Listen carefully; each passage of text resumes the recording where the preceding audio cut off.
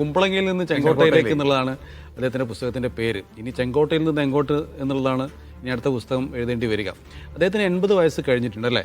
80 വയസ്സ് കഴിഞ്ഞിട്ട് ഇത്രയും ആക്റ്റീവായിട്ട് നിൽക്കാൻ അദ്ദേഹത്തിന് പറ്റുമെന്നുള്ള അദ്ദേഹത്തിൻ്റെ ഒരു കഴിവാട്ടോ, അതിൽ തർക്കമൊന്നുമില്ല.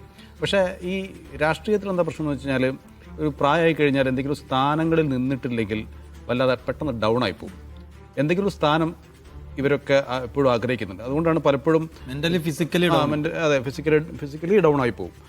അപ്പം പലപ്പോഴും ഒരു ബിജുമേനം പറഞ്ഞത് അതാണ് ഖദറിന്റെ വില, സ്ഥാനങ്ങൾ കിട്ടിക്കൊണ്ടേയിരിക്കും. അപ്പോൾ പലപ്പോഴും അങ്ങനെ നമ്മളിപ്പോൾ VS ആണെങ്കിലും കരുണാകരനാണെങ്കിലും അവരൊക്കെ ഒരു സ്ഥാനത്ത് നിൽക്കുമ്പം വളരെ ആക്റ്റീവായിട്ട് നമ്മളെ സമൂഹത്തിൽ ഉണ്ടാവും. അപ്പോൾ അങ്ങനെ തന്നെ ആയിരിക്കും തോമസ് മാഷ് ഉദ്ദേശിക്കുന്നുണ്ടാവുക. പക്ഷേ അദ്ദേഹം ഏത് തോണിയിലാണ് കാല് വെക്കേണ്ടത് എന്ന് ഇപ്പോഴും തീരുമാനിച്ചിട്ടില്ല എന്നാണ് എനിക്ക് തോന്നുന്നത്. കാരണം അദ്ദേഹം ഇന്ന് നൽകിയ ബൈറ്റിൽ പറയുന്നുണ്ട്, സതീശൻ നല്ല മിടുക്കനാണ്, പിന്നെ കോൺഗ്രസുമായിട്ടുള്ള പലരുമായിട്ട് ഞാൻ ഇപ്പോഴും ബന്ധപ്പെടുന്നുണ്ട്, ആ ബന്ധം പൂർണ്ണമായിട്ട് വിച്ഛേദിച്ചിട്ടില്ല എന്ന് പറയുന്നുണ്ട്.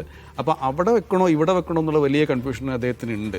പിന്നെ ഈ പറഞ്ഞ പോലെ ഈ പുസ്തകം എഴുതിയതിൻ്റെ ഭാഗമായിട്ട് അദ്ദേഹത്തിന് ഒരുപക്ഷെ പത്മജ അവിടുന്ന് വല്ലാതെ എതിർക്കാനുള്ള സാധ്യത. കാരണം ഈ പുസ്തകത്തിൽ അദ്ദേഹം സോണിയാഗാന്ധിയുമായുള്ള കരുണാകരൻ്റെ ബന്ധത്തെക്കുറിച്ച് പറയുന്നത്, പത്മജയെ മത്സരിപ്പിക്കാൻ വേണ്ടി സോണിയാഗാന്ധിയുടെ പേരിൽ മത്സരിപ്പിക്കാൻ വേണ്ടി സോണിയാഗാന്ധിയുടെ അക്കൗണ്ടിൽ മത്സരിപ്പിക്കാൻ വേണ്ടിയിട്ടാണ് കരുണാകരൻ ശ്രമിച്ചത്. അത് സോണിയാഗാന്ധിക്ക് ഇഷ്ടപ്പെട്ടില്ല.